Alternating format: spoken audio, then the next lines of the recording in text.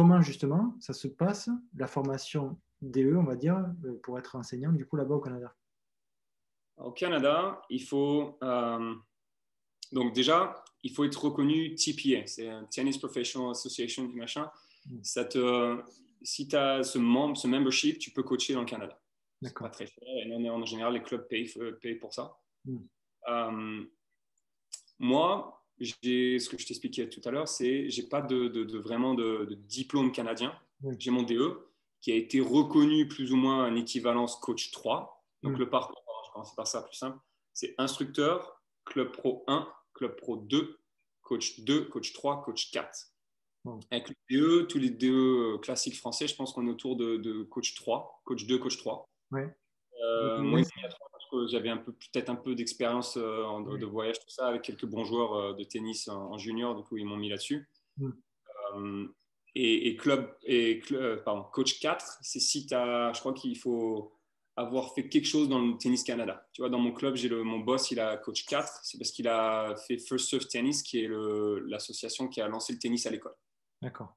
Il faut avoir prouvé un peu ton implication dans le tennis canadien pour recevoir. Il faut avoir sorti une Bianca Andreescu ou quelque chose comme ça.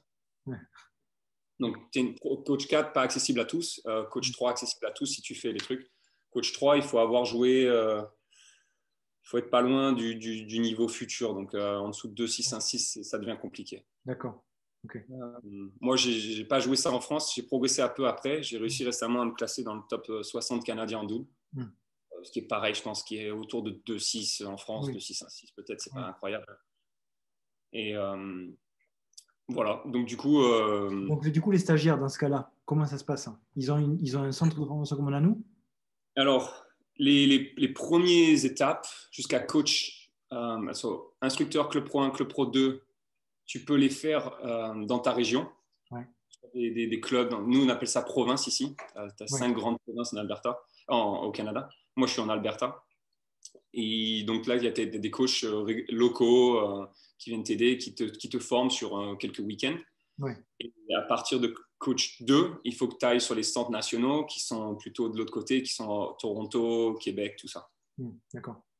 Et donc là, c'est un an, c'est entre 1 an et 2 ans les formations. Donc c'est beaucoup en ligne, beaucoup de formations, de vidéos à faire de ton côté, de travail perso. Moins de cours comme moi j'avais eu au Krebs où tu es assis et tu fais beaucoup de choses sur place et moins à la maison. Même s'il y avait des diplômes, des dossiers à faire, etc., on était quand même beaucoup en cours. Alors que là, c'est beaucoup plus de recherche personnelle que de formation. Ok.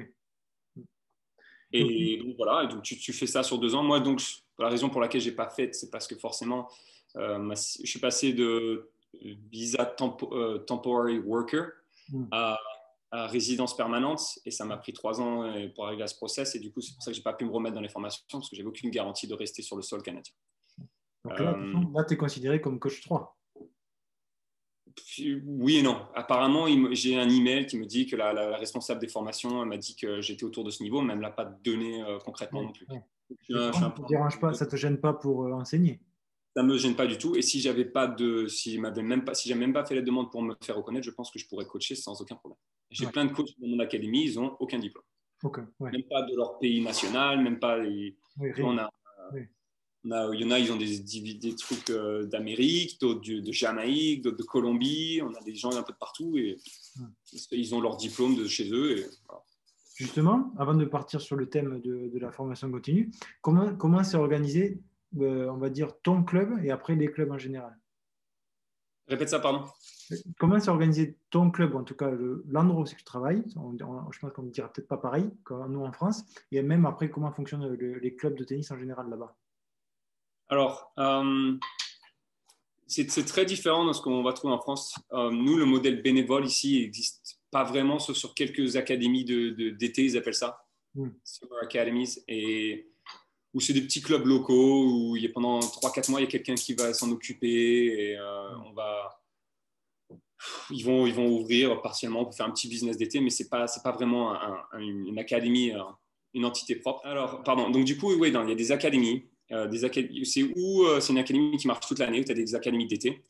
C'est très différent du modèle bénévole qu'on a en France, nous, avec un président volontaire, un secrétaire volontaire, un coach qui fait la paperasse et qui fait les cours, et qui récupère l'argent et qui encaisse. Et moi, mon académie, elle fonctionne avec 2-3 directeurs managers, avec 2-3 secrétaires ou front office managers. Et après, il y a beaucoup de coachs. Il y a aussi quelqu'un qui s'occupe de la communication. Donc, c'est géré comme une entreprise et pas comme un petit club associatif. Et, du coup, moi, je récupère jamais d'argent. Toutes mes leçons, je les mets en ligne et je me fais payer par le club. J'ai aucun transfert d'argent, quoi que ce soit. Et ce qui est pas mal parce que ça fait beaucoup de soucis à gérer. Maintenant aussi, c'est plus géré comme une entreprise, donc tu as plus de demandes. Il ne faut pas répondre à un email 3 jours après parce que c'est mal vu. Il faut être un peu plus organisé et faire attention parce que c'est pas la cool comme tu pourrais des fois trouver dans quelques clubs en France. Et du coup, comment ça s'organise tes journées? Tu as des cours co, tu as des cours indiv, tu as des cours qui, comme nous en France, tu le sais bien, on commence avec les petits et plus tu montes dans la journée, plus tu finis avec les adultes. Ouais. Alors moi, ce que je dirais, c'est déjà la grosse différence, c'est qu'on a moins de joueurs ici. Parce que déjà, le Canada, malgré que ce soit hyper grand, on n'a que 30 millions de personnes. Et ça, c'est quand même la moitié de la France. Et on a un pays qui est 10 fois plus grand. Donc, on a moins de compétiteurs. On a moins de joueurs en général, tout simplement parce qu'il neige beaucoup ici et qu'il fait froid. Et donc, du coup, beaucoup ça se passe en indoor. Il y a moins de cours qu'en France, tu as un cours tous les 300 mètres. Ici, tu as 3-4 grosses académies par ville et ils ont le monopole du business. Et après, comme je t'ai dit, il y a quelques trucs qui s'ouvrent où tout le monde peut un peu jouer, mais bon, c'est des personnes qui jouent 3 mois à l'année, ce n'est pas des très bons joueurs. Du coup, c'est beaucoup plus... Qu'est-ce que tu m'as demandé? Comment c'était organisé dans ton organisation pédagogique? Tu vois, si tu as des cours collectifs, enfants, jeunes, adultes, comment ça montait? Donc voilà, donc déjà moins de compétiteurs, mais forcément les personnes qui sont dans la compétition, comme il fait froid, ils ont moins de choses autour, ils sont beaucoup plus dans la compète à fond. Donc moi, les personnes dans qui je m'occupe, par exemple, je commence le matin tôt, je commence avant les cours, donc je commence à 6h15 le matin. J'ai 2 heures de leçons avec mon groupe élite, qui sont tous mes joueurs adolescents en seconde série, qui ont pour objectif de devenir ou pro ou d'aller en université américaine. Après, je les envoie au cours. Ils vont tout seuls dans leur cours au lycée. Je m'occupe de quelques indives le matin, 1 ou 2 heures, ou un adulte que j'aime bien, ou un jeune qui commence l'école plus tard. Il y a beaucoup de jeunes qui font l'école en ligne ici. Je pense que c'est un peu mieux organisé que ce qu'on a en France en ligne. Du coup, il y a, je sais pas, peut-être 20% de mes jeunes, moi, ils font des cours en ligne. D'accord. Et après, j'ai un break où là, je m'occupe vers 10h du matin, je m'occupe un peu de mes programmations de leçons, parce que je fais ça pour quelques gros groupes de l'académie. 1 heure, 2 heures, je repars, donc j'ai 2-3 heures de break après, où je mange, je fais ma petite muscu, tranquille, je me repose. Et après, de 2h à 7h, je réenchaîne. 2h à 4h, j'ai mes groupes élites. 4h à 5h, c'est toutes les sorties d'école. Donc là, on fait plus les enfants de moins de 10, les enfants de moins de 12, les enfants de 9 ans, 8 ans, toutes les progressions orange, vert, tout ça. Et de 5 à 7 heures, on repart sur des groupes compètes. Et justement, tu parles d'orange, vert pour faire le parallèle avec la galaxie, mais par contre, est-ce que là-bas, vous avez un programme organisé comme ça pour les enfants? Ouais, alors nous c'est, je pense, moins bien organisé, moins bien représenté que ce que vous avez en France. C'est plus fait par académie, mais on ne suit pas autant le modèle de la fédération. Comme je te disais, moi j'ai l'impression qu'en France, tu es très, très guidé par ce que la fédération te donne. Alors qu'en club, ici, tu peux quand même faire un peu ta petite mijotée à ta sauce, là, tu fais un peu ce que tu veux. Donc, on a nous, ce qu'on appelle ABCs, qui est le baby tennis. C'est avant le mini tennis, les 3-4 ans. Après, le mini tennis à 5, 6 et des fois 7. Les oranges à 7, 8 et 7, 8. Et après, 9, 10, ça part en vert, et comme en France. Mais comme je te dis, c'est un peu moins bien représenté. Et aussi, comme on a moins de compétiteurs, des fois, c'est assez difficile. Il y a des gamins qui sont très forts. Tu as des gamins à 6-7 ans qui ont déjà 5-6 heures de tennis par semaine et c'est difficile de les faire rester en orange au vert parce que les autres, ils jouent que 2 fois. Oui. Et ça, c'est la problématique de ce qu'on a en France aussi avec des fois des groupes très éclatés, très diversifiés. Oui. Mais ouais, donc on essaie de travailler à travers ça. Et le truc que j'aime bien ici, c'est que les parents n'ont pas peur de mettre beaucoup d'argent sur leurs enfants parce qu'ils voient vraiment l'intérêt du tennis, de leur évolution, tout ça. Et donc, c'est très, très fréquent que des gamins prennent 1 ou 2 heures de leçons par semaine en privé, en cours individuel. Il y a beaucoup de coachs ici qui coachent 35 heures de cours individuel par semaine et ils ne font rien d'autre. Donc que ça, ouais. Après, la grosse différence qu'on a aussi, c'est je trouve que les gamins canadiens, ils sont moins bons athlètes, moins bien coordonnés, tout simplement parce qu'ils sont dans le froid tout le temps. Ouais. Et à part le patinage et le hockey, ils jouent pas au foot, ils balancent pas des cailloux dans la rivière, ils vont pas en vélo ou pêcher avec leur canne à pêche sur le dos. Enfin, ils n'ont pas ces petits trucs qui les font développer leur coordination. Et du coup, on a beaucoup.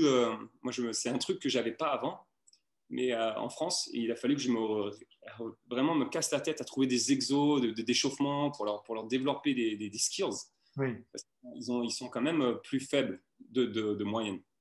Et parce que tu prends la voiture, tu vas à la muscu, tu prends la voiture, tu retournes au tennis, tu prends la voiture, tu vas à l'école. Il n'y a pas de je prends mon vélo, je reste dehors, je reste 3 heures dehors parce qu'il fait beau dehors. Tu ne peux pas faire ça. Tu peux, mais que 4-5 mois ou 6 mois dans l'année max. Quoi. Forcément, les gamins sont un peu moins forts athlètes, je trouve. Vas-y, fais-nous peur là. Donc ta vidéo sortira en février. Okay. Donc, quelles sont les températures que tu as par mois, fait par période? On a l'été. Quand c'est indoor, c'est chauffé ou pas? Ouais, autour de 20 degrés. Ouais, c'est chauffé quand même. Bon. Ouais. C'est chauffé. On est, on va dire que de octobre à mars-avril, tu es dans l'hiver. D'accord.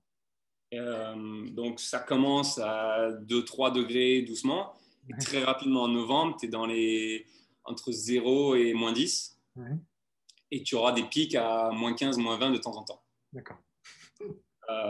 Pas régulièrement, pas tout le temps. Mais pour que tu fasses moins 7 ou moins 15, c'est pareil. Tu ne vas pas dehors. Tu vas skier une fois, tu te motives, tu le fais. Mais après, par contre, arrive avril, mai, on commence à faire des tournois en outdoor. Et là, ça reprend 5-7 degrés. Ouais. Un petit février en France, quoi. Ouais. Et puis après, ça peut monter jusqu'à 30 l'été. Ah oui, quand même. Ça, pendant 4-5 mois, tu tapes entre 20, 25, 30. C'est très agréable. Ah oui, bah oui, là, c'est sûr. Oui. Mais ça fait quand même un sacré écart. Hein. Entre moins 20 et 30, ça fait 50 degrés. Hein. Ouais, bien sûr. Entre le pic d'en bas et le pic d'en haut, tu as 60 degrés. Ouais. Ah ouais, c'est bien. Ok, bon. Non, mais c'est faut le savoir. Il faut le savoir. Non, mais c'est super intéressant pour tout le monde d'entendre les conditions de travail. Certes, il y a des avantages, il y a des inconvénients, mais voilà. Dernier thème que je voulais apporter, formation continue.